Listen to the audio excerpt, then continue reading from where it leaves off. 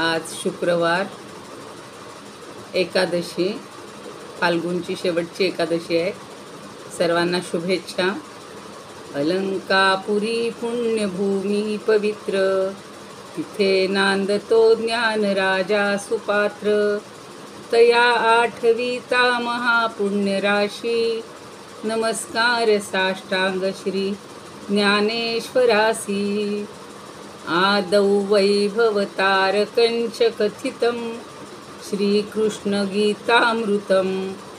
हस्ताभ्यां कटिमानभानचकितं, भक्तं समाश्वासितं. दातुं ज्ञानरसं हि येन जगति, ज्ञानेशरूपं धृतं. वन्दे तं करुणाकरं प्रभुवरं, श्रीसंतज्ञानेश्वरं. श्रीसंतज्ञानेश्वरं. ज्ञानेश्वर महाराज की जय. पंढरीनाथ भगवान की जय. जय तू श्रीकृष्ण, जय तू ज्ञानेश्वर. सर्व श्रोत्यांना आणि ज्ञानेश्वरी भक्तांना सादर वंदन. आज आपण 6व्या श्लोकाखालच्या 166-67 काल ओव्या झालेल्या होत्या. 168वी पण ओवी झालेली होती. ती पुन्हा एकदा पाहणार आहोत आणि त्याच्या पुढच्या ओव्या परत आपल्याला समजून घ्यायच्या आहेत. की ही सगळी कर्म एतान्यपितु कर्माणि संगं त्यक्त्वा फलानीच. भगवद्गीतेनं सगळ्यात महत्त्वाचं काय सांगितलेलं आपल्याला, की संग सोडायचा आहे, आसक्ती सोडायची, त्याच्याचबरोबर फळांचा त्याग करायचा. फळांबद्दलही आसक्ती ठेवायची नाही. आणि असं केलं की अशी कर्तव्य निश्चितपणानं केली पाहिजेत, असं माझं निश्चित मत आहे, असं भगवंत आपल्याला सांगतायत. आता त्याच्यावरच्या ओव्या आपण पाहतो. काल 1-2 ओव्या याच्या राहिलेल्या होत्या.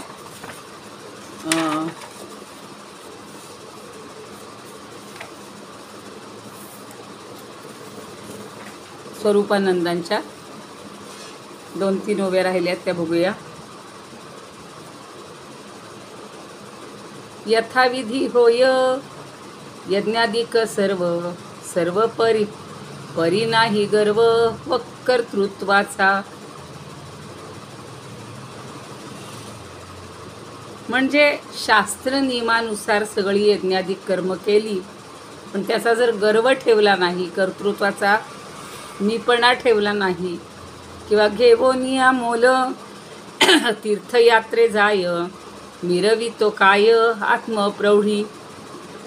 ही आपण पाहिलं होतं की कोणाकडून तरी पैसे घ्यायचे आणि या तीर्थयात्रेला जायचं, पण स्वतःचीच प्रौढी सांगायची, ती शक्य नाही, ती योग्य नाही.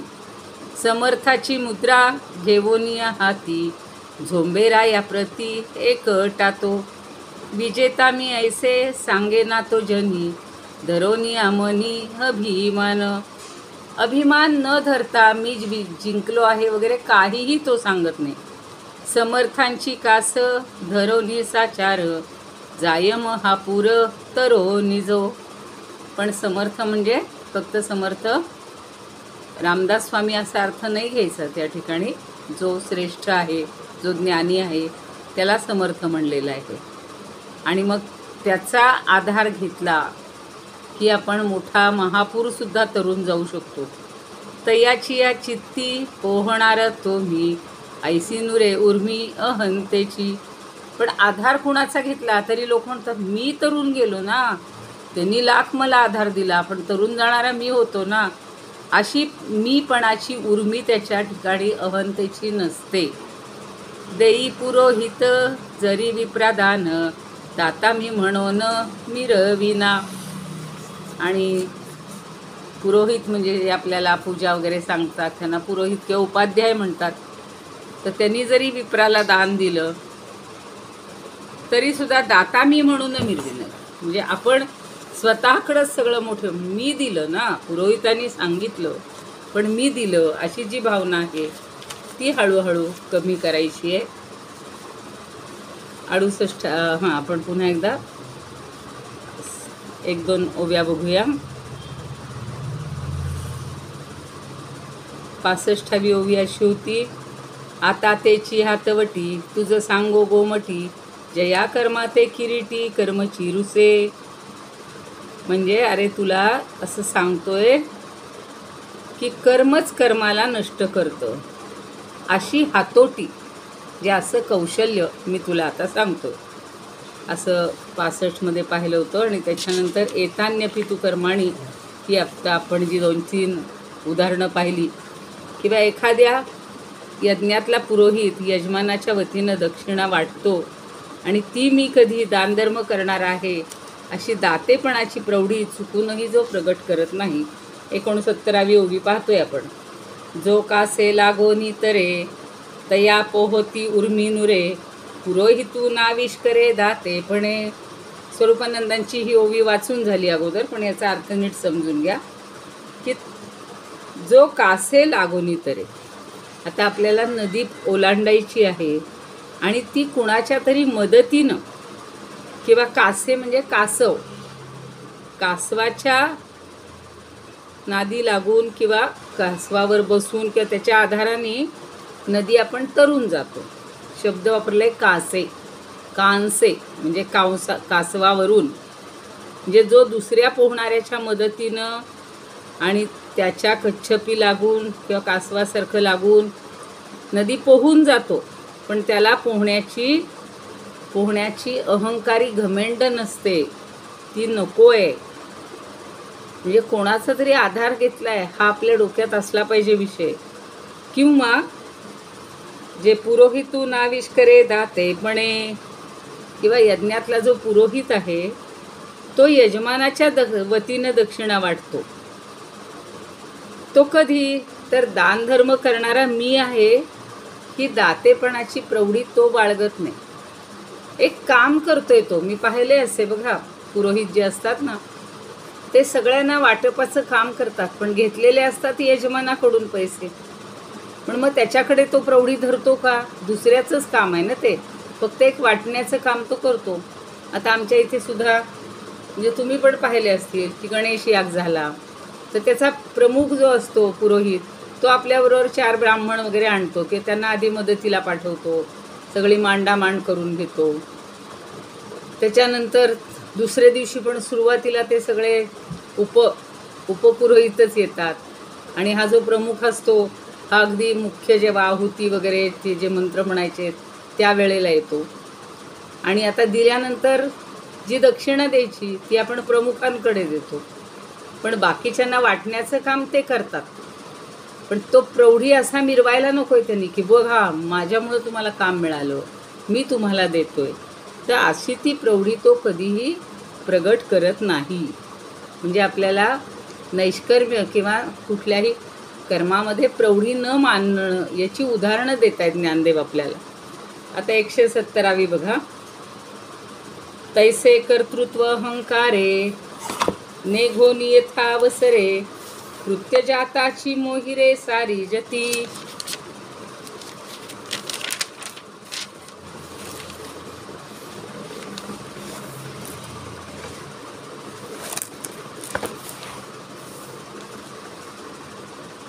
आता कर्तृत्वाचा अहंकार किंवा अभिमान हा न ठेवता नेघोनी यथा अवसर, अवसर म्हणजे वेळ, कुठलीही संधी आल्यानंतर, म्हणजे कर्तृत्वाचा अभिमान न बाळगता ज्या ज्या वेळेला जी जी कर्म करायची असतील ती तो कृत्यज्ञानाची मोहिरे सारी जती, जी जी कृत्य करायची आहेत ती सगळी तो सारी जती म्हणजे यथाविधी करत असतो.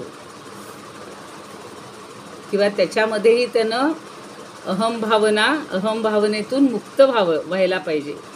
जे भगवंत आणि ज्ञानदेव पुन्हा आपल्याला सांगतात की सगळ्या कर्मांच्या अभिमानानं येणारे जे कर्तृत्व आहे, अभिमान अहंकार शब्द सगळीकडे वापरलेले, आणि त्या कर्तेपणाच्या अहंभावनेनं व्यापून न जाता बुद्धीच्या बळावर सगळी कर्म संपवून कर्म करणारा जो मी आहे त्यानं अहंभावनेतून मुक्त व्हावं. कधीच मीपणा ठेवायचा नाही. बुद्धिबळात ते असतात की नाही सोंगट्या, तर बुद्धिबळातल्या ज्या मोहऱ्या किंवा त्या सोंगट्या असतात तशी ती सगळी कर्म संपवायची. आता त्याचे काही बुद्धिबळाचे नियम जे कोणी खेळत असतील त्यांना माहिती आहे.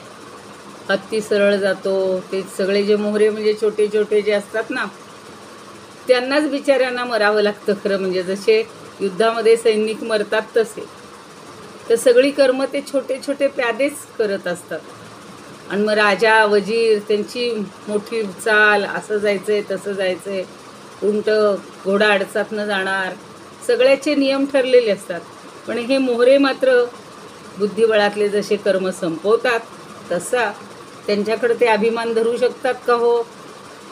एखादे जर सैनिक असे म्हणले राजाला, काय तुम्ही एवढी काय प्रौढी, जिंकला म्हणून तुमचं सगळं मान तुम्हाला, आणि खरं म्हणजे आम्ही सगळीकडे युद्धामध्ये युद्ध करत असतो, सगळी सेना मारत असतो, पलीकडच्यांना शत्रुपक्षाला आम्ही सगळं करतो, असं ते मोहरे किंवा ते सैनिक कधीही म्हणत नाही.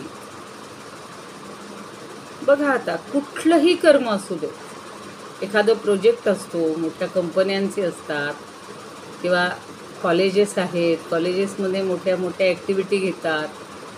आता त्याचे जे प्रमुख असतात, अध्यक्ष, कार्याध्यक्ष किंवा प्राचार्य, ते सगळ्यांच्या मदतीनं कामं करत असतात. खरे राबतात कोण? सगळे सबऑर्डिनेट, जे आपल्यानंतरचे जे असतात ते मदत करतात. पण क्रेडिट कुणाला जातं? हां, आम्हाला सुद्धा बघा नॅकला अमुक अमुक ग्रेड मिळाली, किंवा त्या विद्यापीठातलं उत्कृष्ट कॉलेज महाविद्यालय म्हणून मिळालं. आता समजा आमच्याकडे त्याचं प्रमुखत्व असेल, पण त्याच्यासाठी आपण सगळ्या क्षेत्रातल्या सगळ्या साईडच्या लोकांना कामाला लावून त्यांनी केलेलं असतं. मग आपण इथे स्वतःकडे ते कर्तृत्व नाही घ्यायला पाहिजे. हो मग मी त्याची इन्चार्ज होते म्हणून हे सगळं नाही. सगळ्यांनी कर्म केलेली असतात आणि या मोहऱ्यांप्रमाणे किंवा या प्याद्यांप्रमाणे आपण ती कर्म पार पाडायची. कुठलाही अहमभाव ठेवायचा नाही. सगळ्यात अंतर म्हणजे ज्याला अंडरलाईनच करायची की मीपणा नको, करायचे पण मी केलं असं कुठेच म्हणायचं नाही. आता पुढे काय म्हणतात बघा, आणि केल्या पांडवा जो आथी फळाचा यावा, तया मोहरा होणे दावा मनोरथू.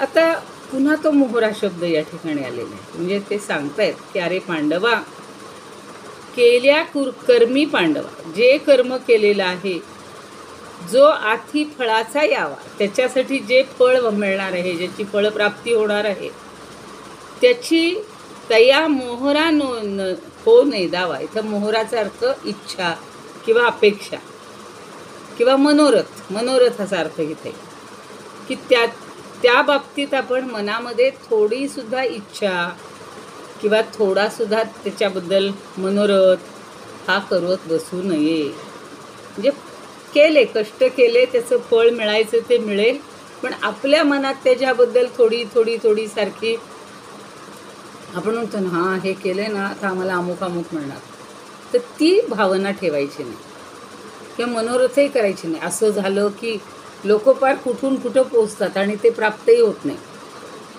जर मला हे प्रमोशन मिळालं, जर मला पुढची ग्रेड मिळाली, जर मला एवढे पगार वाढवून मिळाला, तर मी काय काय करीन म्हणून लोक मनोरथ करत बसतात की नाही. ते पिठाची भिक्षा घेणाऱ्या माणसाची मनोरथ काय एक शब्द होता त्याला, मनोरथस्य फलम. तर मनोरथाचं फळ त्याला काय मिळतं, तशी इथं ते म्हणतात की त्या मनोरथांना वळवू नये. ती गोष्ट मला अजून 8वी 9वीला शिकवली होती संस्कृतमधून. त्याचं चित्र काढलेलं होतं बघा, की असं वर शिंकाळं ठेवले, त्याच्यावर मातीचा घडा आहे, त्यात तो रोज आपलं भिक्षेतनं जे पीठ मिळेल ते तो आणून ठेवायचा. साठवत होता की भरपूर आपल्याकडे एकदा पीठ, आपण जसे पैशासाठी लोक धडपड करतात तसा तो आपली भिक्षा जमवायचा. आणि एक दिवशी असंच त्याच्याकडं बघत डोळे मिटून पडतो आणि त्याला झोप लागते. आणि झोपेत त्याला स्वप्न पडतं की माझ्याकडे एवढं मटकाभर किंवा माठ भरून, तेवढा रांजण भरून पीठ आहे, मग आता मला माझ्यासारखा श्रीमंत मीच, मग माझ्याकडे एखाद्या चांगल्या सुंदर युवतीचा सुंदर मुलीचा पिता येईल, मला मागणी घालेल. मग मी त्यांना म्हणेन नाही नाही मला अशी चांगली मुलगी पाहिजे. ते म्हणतील हो आमची शिकलेली आहे, नोकरी करेल, अमकं करेल. मग मी तिच्याशी लग्न करीन. ती सुगृहिणी, छान स्वयंपाक करत असते, सगळं करणार, अशी मिळणार. मिळाली म्हणजे त्याच्या स्वप्नात मिळाली ती.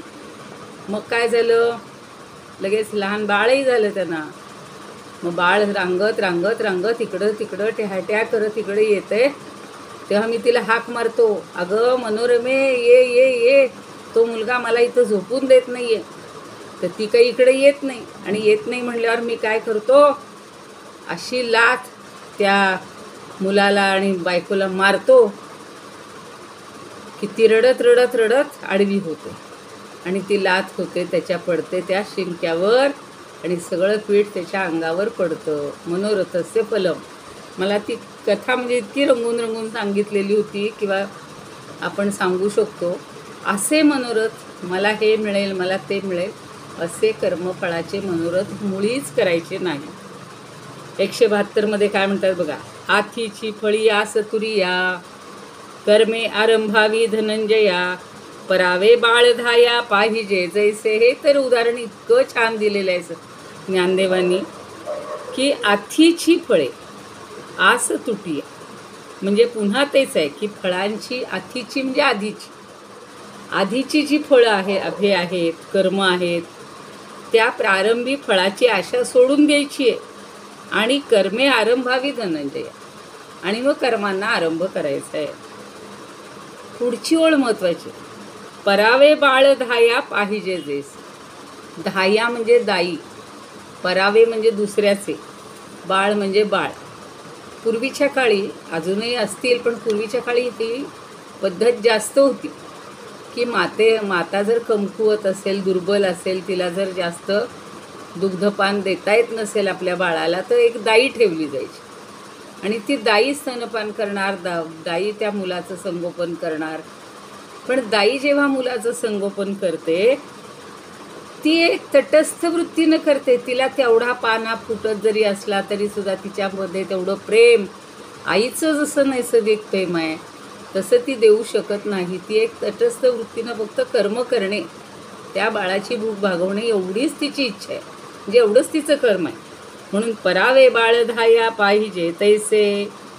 तर ती जशी दुसऱ्याच्या मुलाकडं अनासक्त भावानं पाहते, कुठलीही आसक्ती नसते, आणि त्याच्यातनं काही फळ मिळायची इच्छा नसते. म्हणून प्रत्येकाने काय करायचं आहे, तर फळांचा त्याग करायचा आहे आणि मग कर्माला सुरुवात करायची. अहो, अगदी छोट्या छोट्या कामगारांपासून पाहिलं तर पहिले विचारतात किती, रोज किती, जादा कामाचे पैसे किती, अजून अमका भत्ता आहे का, तमका भत्ता आहे का. परवा कोणीतरी व्हॉट्सअपवर छान पाठवलेलं होतं की वर्षभरातले 2 दिवसही खऱ्या अर्थानं काम नाही आहे, मग तुला कशासाठी पगार द्यायचा, जा तू घरी.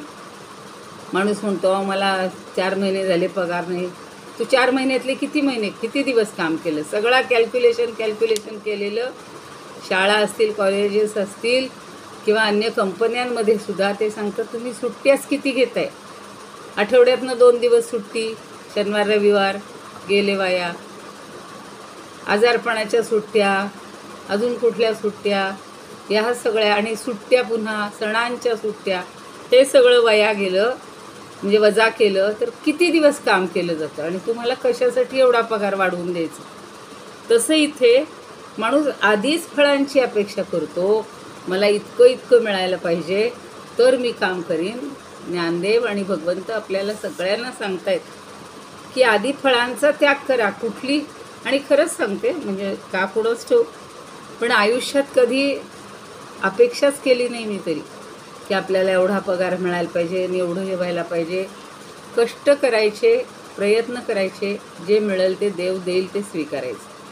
आणि इतकं भरपूर मिळत गेलं ना देवाने, खूप मिळालं. लोक सारखे ते संप करायचे बघा, 4th पेन, 5वा आयोग, 6वा आयोग, 7वा आयोग, पण मला असं वाटायचं की पूर्वीच्या शिक्षकांनी 1.5 2 रुपयावर नोकऱ्या केलेल्या आहेत प्राथमिक शाळांमधल्या. काय त्यांना पगार असायचे हो. अर्थात त्यावेळेला महागाई पण नव्हती, पण त्यांनी कधी असे संप बिंप कधी केलेले नव्हते. आणि आता त्या तुलनेनं बऱ्यापैकी पगार असतात शिक्षकांना, सगळं असतं. आणि तरीही माणसाची अपेक्षा काय आहे, आम्हाला एवढं मिळायला पाहिजे, एवढी पगार वाढ व्हायली पाहिजे, एवढी महागाई भत्ता मिळायला पाहिजे, अजून इतके हे मिळायला पाहिजे. हे शिक्षकांबद्दल सांगते, इतर क्षेत्रातही तसंच आहे. सगळ्या त्या दाईसारखं आपण राहायला पाहिजे की तटस्थ वृत्तीनं, अनासक्त बुद्धीनं फक्त ती त्या बाळाला वाढवत असते. तिचा त्याच्यात जास्त गुंतून ठेवत नाही जीव आणि फळाची अपेक्षा करत नाही. अजून एक उदाहरण छान देतात बघा. 173वी ओवी आहे.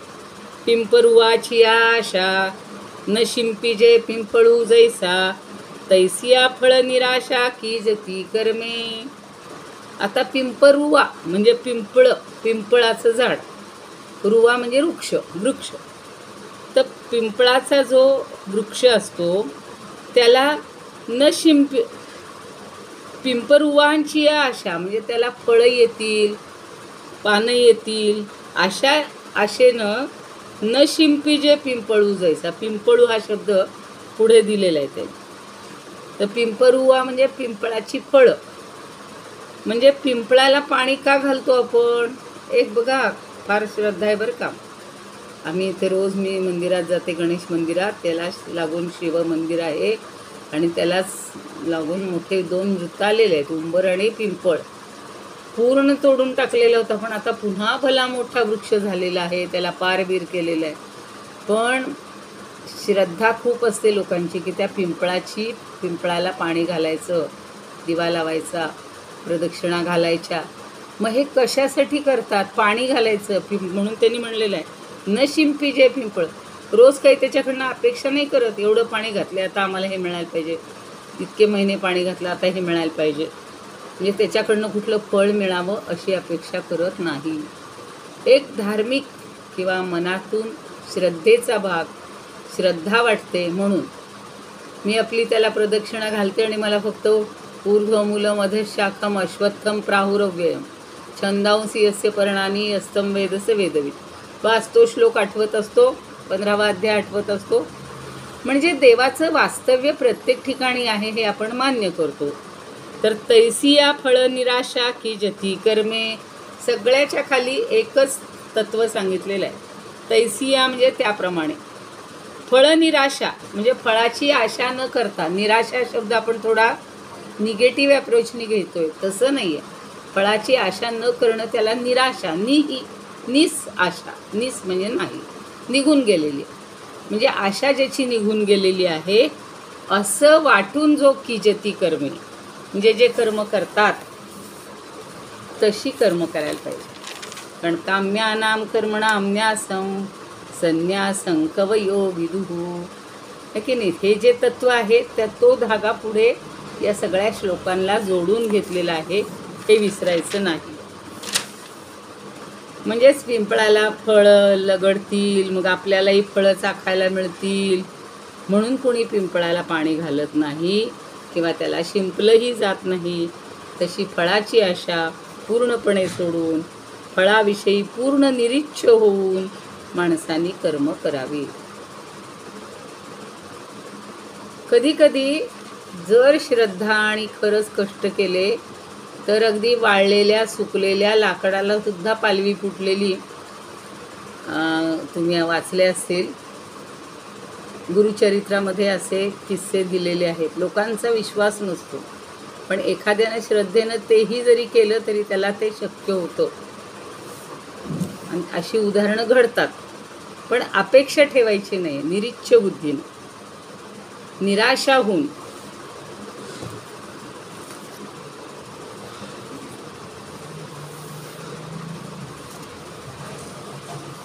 लाभतील फळे म्हणून का कोणी, शिंपीतसे पाणी पिंपळासी.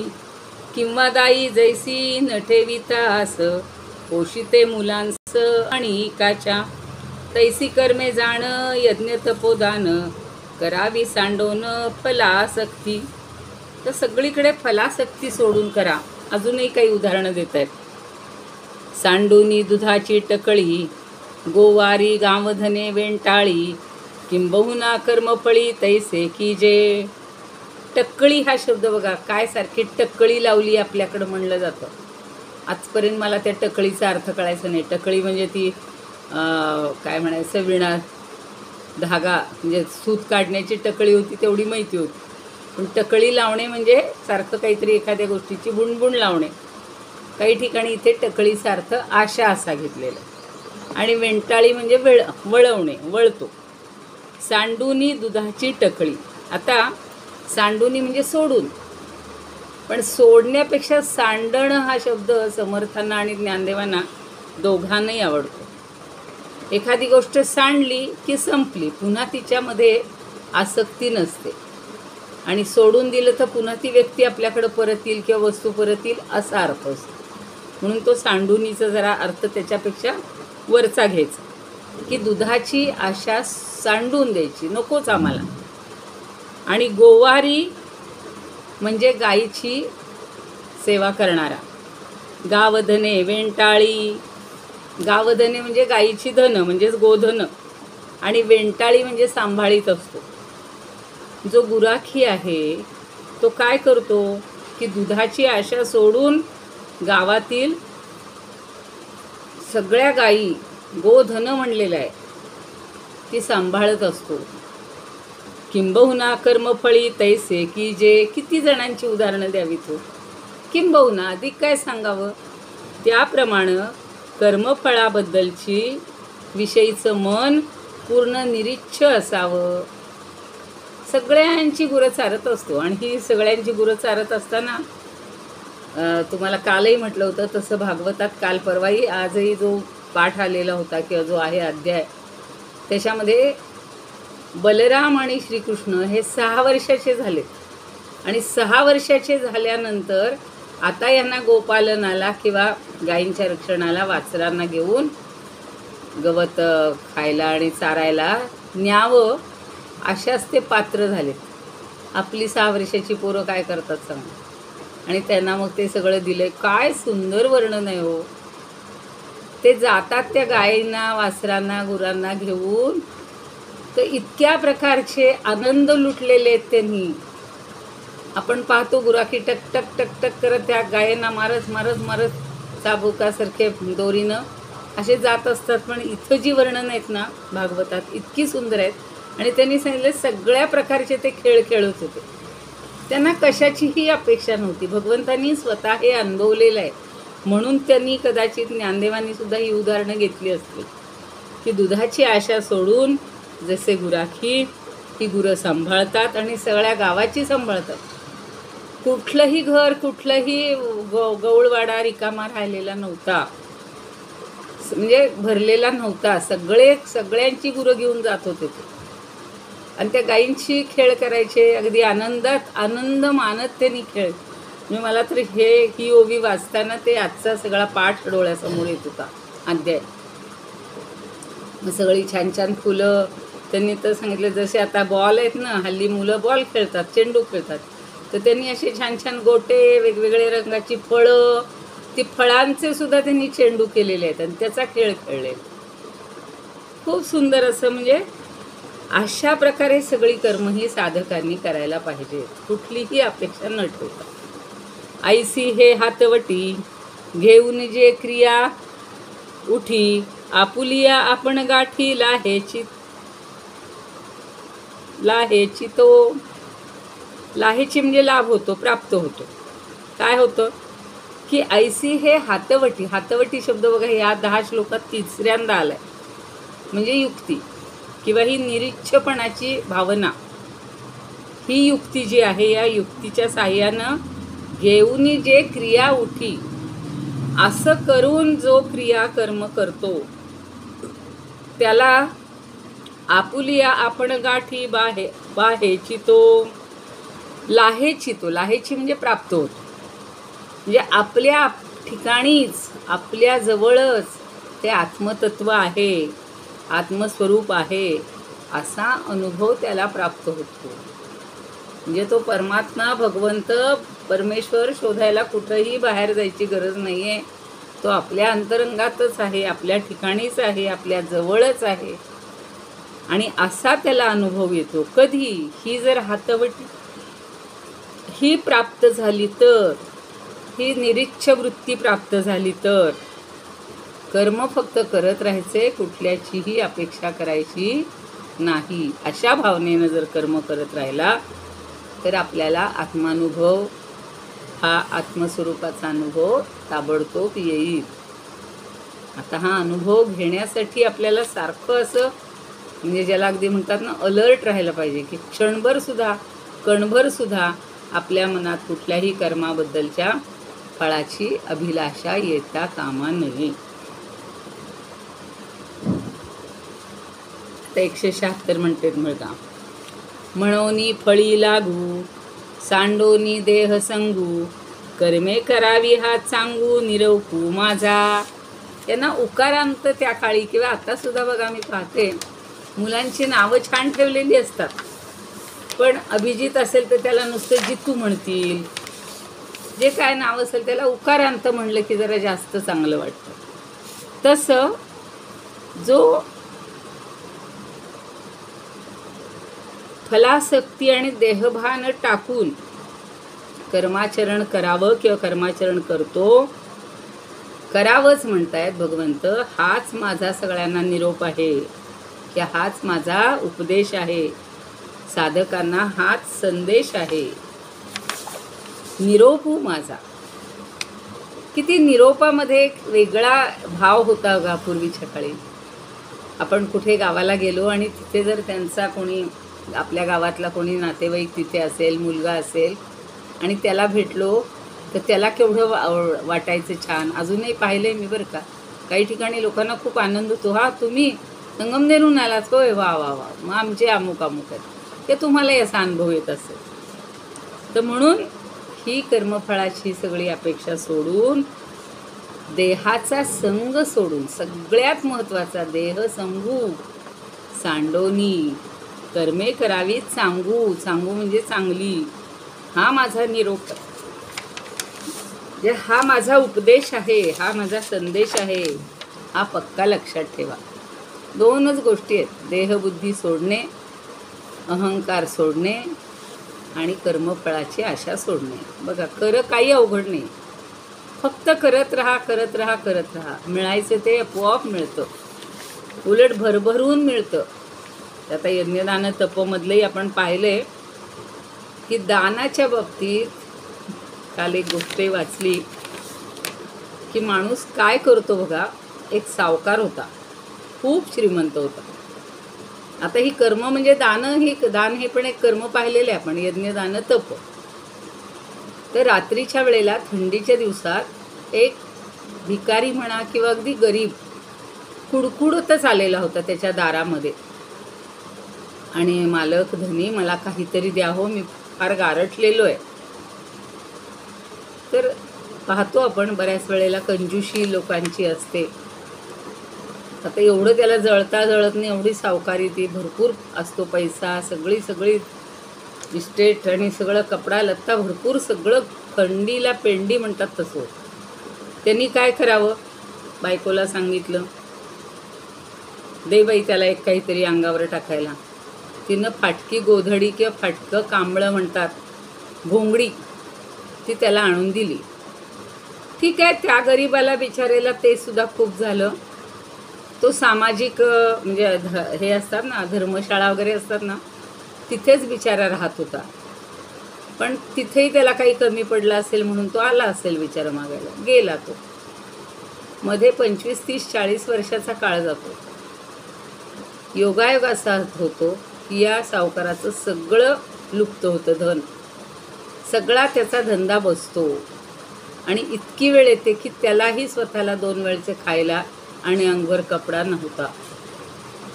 इतका दुःखी होतो आणि असाच फिरत फिरत फिरत फिरत एका धर्मशाळेजवळ येतो आणि म्हणतो की अहो, मी फार गारठलेलो आहे हो, मला काहीतरी अंगावर लपेटायला द्या. तर त्याचा जो कोणी अधिकारी असतो तो उठतो आणि एक घोंगडी घेऊन येतो. जी घोंगडी यानं दिलेली होती त्या म्हाताऱ्या माणसाला, वणवण वणवण फिरणाऱ्या आणि गारटणाऱ्या, ती पाहिल्यावर त्यालाच लाज वाटते की किती कंजूषपणा मी केला. पण आज त्याच घोंगडीनं माझी थंडी घालवण्यासाठी या लोकांनी मला मदत केलेली आहे. तर म्हणून कुठलीही अपेक्षा न करता जर काही चांगलं कर्म केलं तर आपली सुटका होऊ शकते.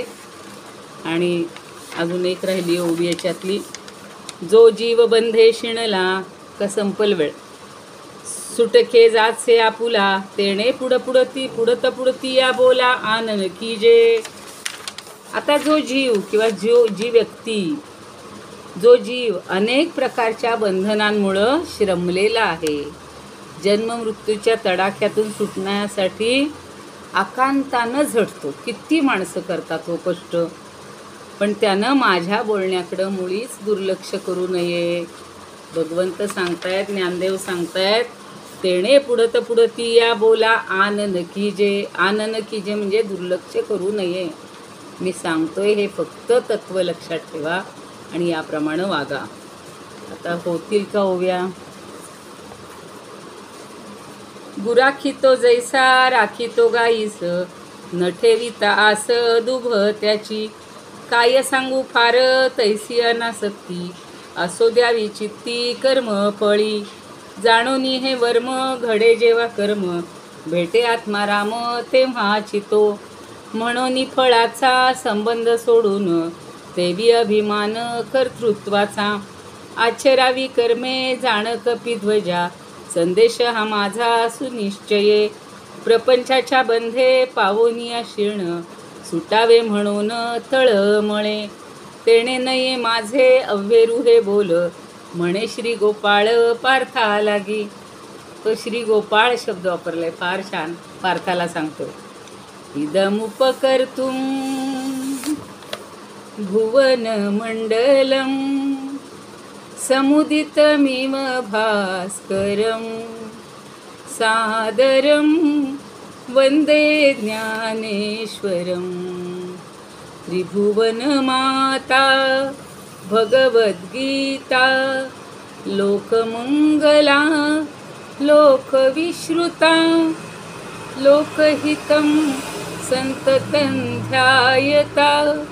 येन ज्ञानेश्वरी विरचिता, श्रुत्वा प्राकृतगिरं सादरं वंदे ज्ञानेश्वरं. सादरं वंदे ज्ञानेश्वरं. आरती ज्ञानराजा महाकैवल्य तेजा, सेविती साधू संत मनुवेधला माझा.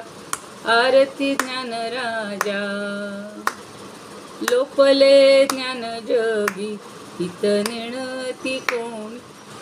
अवतार पांडुरंग नाव ठेविले ज्ञानी.